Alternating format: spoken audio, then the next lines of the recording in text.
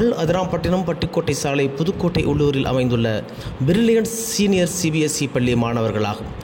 அவர்கள் தங்களது திறமைகளை பொதுமக்கள் முன்னிலையில் நிறைவேற்றி சாதனை படைத்துள்ளனர்.